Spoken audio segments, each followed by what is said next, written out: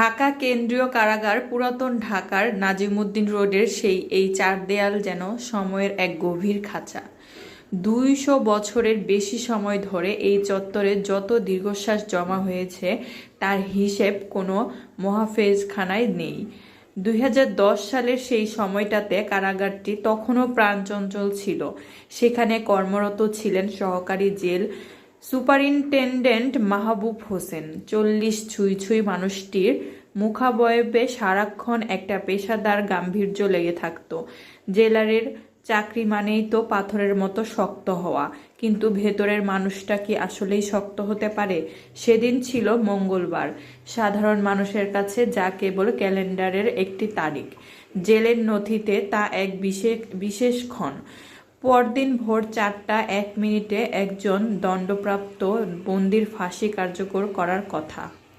মাহবুব সাহেব সাধারণত এই দায়িত্বগুলো এড়িয়ে চলতেন। ফাঁসির মঞ্চের দড়ি, জল্লাদের প্রস্তুতি আর শেষ মুহূর্তে সেই বুক ফাটানো স্তব্ধতা তার রাতের ঘুম কেড়ে নিত। কিন্তু সেদিন কোনো এক অজ্ঞাত কারণে ডিউটি রোস্টারে তার নামটাই আগে এলো। বিকেলের সূর্য যখন লালবাগ কেল্লার ওপাশে ডুবছে, তখন বন্দিকে মূল সেল থেকে সরিয়ে নিয়ে আসা হলো কনডেমড সেলে। একে বলা হয় জমপুরি। সরু অন্ধকার বারান্দা, সামনে লোহার ভারী শিকের দরজা। বন্দির হাতে হাত করা নেই, পায়ে ডান্ডা বেরি নেই, কারণ পালালোর সব পথ এখানে রুদ্ধ। মাহবুব সাহেব হাতে একটি মোটা রেজিস্টার খাতা নিয়ে সেলের সামনে গিয়ে দাঁড়ালেন।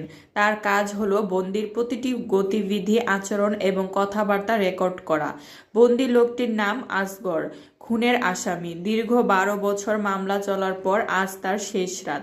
মাহবুব সাহেব আশা করেছিলেন আসগর হয়তো কান্নাকাটি করবে, ক্ষমা চাইবে বা পাগলামি করবে, কিন্তু আসগর ছিল অস্বাভাবিক রকম শান্ত। সে যেন আগে থেকেই জানতো এই দিনটি আসবে। মাহবুব সাহেব তার রেজিস্টারে প্রথম এন্ট্রিটি করলেন। বিকেল ৫টা ৩০ মিনিট। বন্দিকে ৮ নম্বর কনডেমড সেলে স্থানান্তর করা হলো। বন্দির শারীরিক অবস্থা স্বাভাবিক, আচরণ শান্ত। রাত বাড়ার সঙ্গে সঙ্গে কারাগারের ভেতরে এক বিচিত্র নীরবতা নেমে আসে। ঢাকা সেন্ট্রাল জেলের ভিতরে এই রাতগুলো সাধারণ রাতের মতো নয়। বাইরে যখন রিকশার টুংটাং আর মানুষের কোলাহল থেমে যায়, জেলের ভিতর তখন দেয়ালগুলো কথা বলতে শুরু করে। মাহবুব হোসেন তার টেবিলের ওপর রাখা লণ্ঠন আর রেজিস্টার নিয়ে বসে রইলেন। নিয়ম অনুযায়ী প্রতি ঘন্টা বা ২ ঘন্টা অন্তর তাকে সেলটি রাউন্ড দিয়ে আসতে হবে। রাত ১০টা ৩০ মিনিট। মাহবুব সাহেব সেলের সামনে গেলেন। আসগর তখন সেলের এক কোণে পা গুটিয়ে বসে আছে, তার চোখের দৃষ্টি দেয়ালে স্থির। মাহবুব সাহেব তাকে জিজ্ঞেস করলেন, শেষবারের মতো কিছু খেতে চাও? তোমার বাড়ির লোক যে খাবার দিয়ে গেছে সেটা দিব? আসগর হাসলো, এক অদ্ভুত বিষণ্ণ হাসি। সে বলল, না স্যার, শরীরটা খুব হালকা লাগছে, খাবার দরকার নেই, আমাকে শুধু ১ গ্লাস পানি দেবেন। পানির ব্যবস্থা করা হলো। মাহবুব সাহেব তার ডায়েরিতে লিখলেন, রাত ১০টা ৪৫। বন্দি খাবার গ্রহণ করতে অস্বীকৃতি জানিয়েছে, শুধু পানি পান করেছে।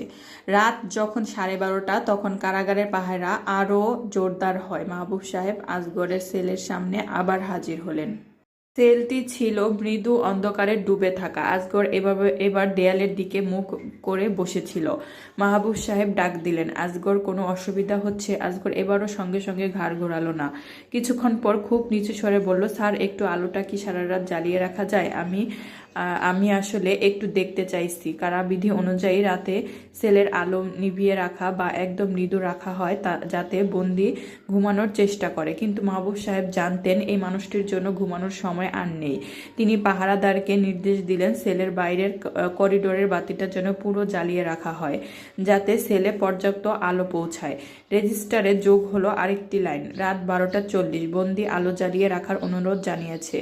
আসল ঘটনাটি ঘটল রাত ২টার দিকে। মাহবুব সাহেব তখন ঝিমুচ্ছিলেন। হঠাৎ করে মনে হলো কেউ তাকে ডাকছে।